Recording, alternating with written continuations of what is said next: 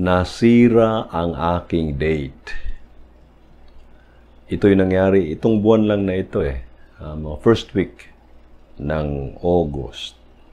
Nagpunta si Mrs. sa Manila, may bibilhin kami.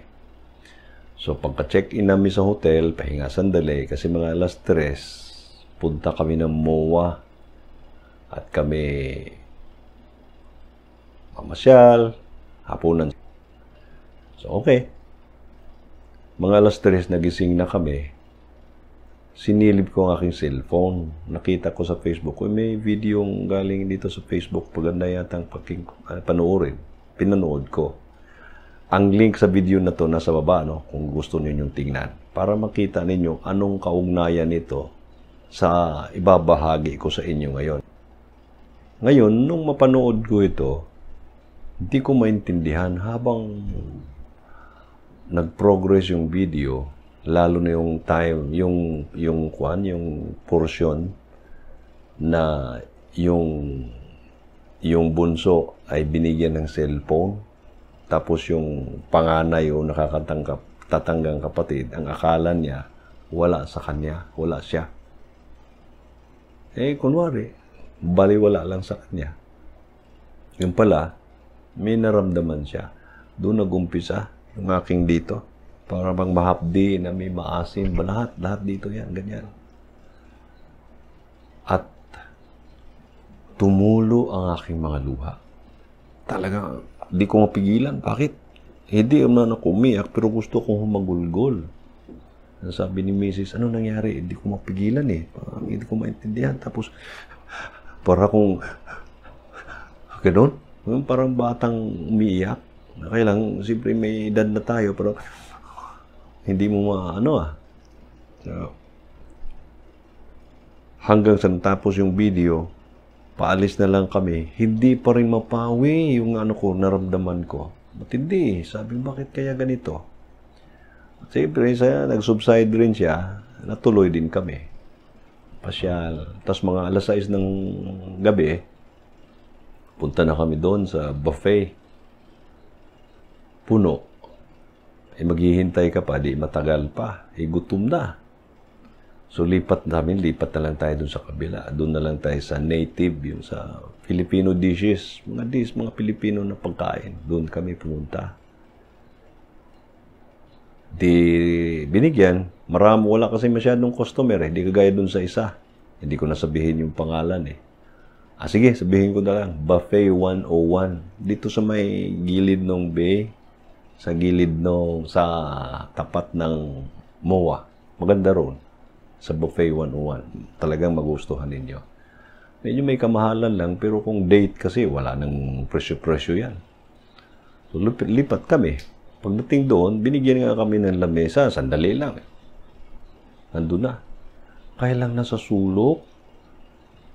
Nung nandun ako, sabi ko, meron naman akong naramdaman na iba. Kung ano yung naramdaman doon sa hotel, ganun na naman ngayon. Ang interpretasyon ko kasi, para namang akong hindi binigyan ng importansya. Bakit sa dami-daming lamesa doon bakante, dito ako linagay? Ang layo-layo. Pwede pa akong madapa kasi mahirap doon madaanan Yun. Yung emotion na para bang tampo ngayon Nagtampo. So, sabi ko doon sa sa counter, di na kami tutuloy. Kasi linagay mo ako doon sa sa sulok na sulok parang nagmumukha naman akong kawawa. May edad na nga, doon pa linagay. Hindi kami natuloy ni Mrs. Napurnada nga. Although natuloy kami, doon na lang kami sa taas sa food court. Tapos pag-uwi namin, bumili kami ng mainom ng konti. Sa loob na lang ng kwarto, doon na lang kami nagkwentuhan, tawanan, inom-inom ng konti, no? Ganun lang naman simple lang ang buhay. Kinabukasan, nag-isip ako, bakit nagkaganon ako Di naman ko ganun Di na-realize ko, yung pala, na-trigger yung aking old memories. Yun bang ang akala natin, nakalimutan na natin? dinideclare pa natin na wala na yun. Matakal na eh. Yung pala nandun lang yun, nakatago. Naghihintay lang na mayroong isang situation na kung saan pati trigger. Yun ang nangyari. Kaya yung alas 3, na-trigger. Nung alas 6, trigger na naman siya. Sabi ko, pambihira.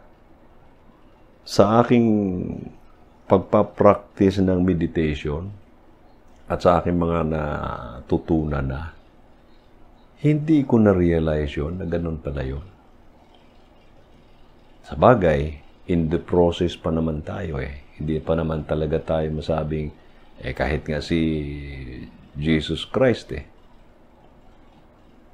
May mga times yata din sa kanyang panahon noon, natitrigger din siya. Kaya lang ang kagandahan kasi, kaibahan lang, natitrigger ka, marunong ka ng mag-control, marunong kang maramdaman mo man, pero hindi mo siya papansinin. Yung sa akin, pinansin ko kasi. Sana pala ang ginawa ko ay ganito. Sabi ko sana doon sa, sa counter, Madam, pwede kayang ilipat na naman ako ng, yun ba, magbibiro ka? Lalambing ka doon sa mga bata, lipat mo naman si Manoy kasi kawawa naman sa sulok baka madapa pa ako ron. Sayang yung dala-dala kong pagkain tapos madadapa, baka ako pang magbayad makabasag pa ako ng pinggan. Yun sana ang ginawa ko, kaya lang nadala ako sa bagay, karanasan at sa sunod ang natutunan ko, meron pala talaga tayong mga memories, mga alaala na nakatago pa. Na isang araw lalabas yan. Ngayon, ang isa pang natutunan ko, at ito ay matagal ko naman ding alam, ang buhay talaga ay ganyan lang. Yung bang tutuksuhin ka, maalala ninyo kung minsan meron kayong hahanapin. Yung talang natataranta ka na kasi malate ka o meron kang nagmamadali ka, hindi mo mahanap. Tapos pagbalik mo, doon sa lugar kung saan ka naghanap, nandun lang pala yun, hindi mo nakita yung bagay. Alam mo, medyas o ano ba dyan, o basta meron kang hinahanap. Umalis ka na lang, pagbalik mo, nandun lang pala. Sabi ng nanay mo, nandyan lang yan, wala namang gumagalaw dyan, nandyan lang yan, hindi mo nakita. Mga ganun Hindi kaya, sa amin noon, manunood ng Betamax pang tawag noon Yung video, na cassette. Tapos kung saan yung maganda na, nasa climax na, nasisira. Pambira kung saan yung maganda nasisira. O kaya radyo. May kikinig ka ng drama. Pagkatapos ang battery, yung bang sa amin kasi, yung battery noon, binibilad sa araw para yun ang pang-charge namin. Sa inyo kayo, may charger na Sa amin noon, yung ever-ready battery, pagka yung tunog ng yan, radyo, brrrr, gano'n na, binibilad namin sa araw yan. Pagsaksak ulit, malakas yan. Adi, makinig na naman kayo, drama. Naku, kung saan yung maganda na, doon, brrrr, talaga naman. Ang interpretation ko dyan, ganito. Ang universe, ang buong creation, malaro siya. Parang yung tutuksuhin ka, pero hindi naman sa atin sa Christianity, ang tawag niyan, parang i-test ka. Pero sa akin, hindi Tukso, parang laro. Sa India, ang term na ginagamit nila, drama. Tayo yung mga aktor, pagkatapos kung ano nasa paligid natin, hindi natin naintindihan, magre-react tayo. At yun na nga, ang tawag nga dyan, drama No? Ganun ang aking interpretasyon. At merong sense ito May katotohanan din. Kaya tayo sa ating pang-araw-araw na mga encounter, pagkahalubilo sa ibang tao, dapat maalala natin to na ang buong creation ay malaro. Kaya pag dumating yan, Sa akin ngayon, ang sasabihin ko, Ops, alam ko yan paglalaruan mo naman ako, tutuksohin mo ako. Alam ko yan. Siguro, sa time na yan, hindi mo pansinin yon. Hindi ka magiging masyadong sensitive. Kaya maayos mo. Hindi kagaya sa akin, sa hotel pa lang, umiyak na trigger. Bagay, okay lang yun kasi wala nang apektuhan. Kaya lang si Mrs. kasi kawawa nung kami napunta na roon. Gustong gusto pa naman niya yon kasi pangalawang balik na namin roon noong nakaraan at saka yun sana. Nako. At saka Sabado, dapat pala maaga ka. Kasi Sabado maraming tao, Sabado at Linggo. Kaya pag kayo magpunta ng Buffet 101, wag Sabado at Linggo.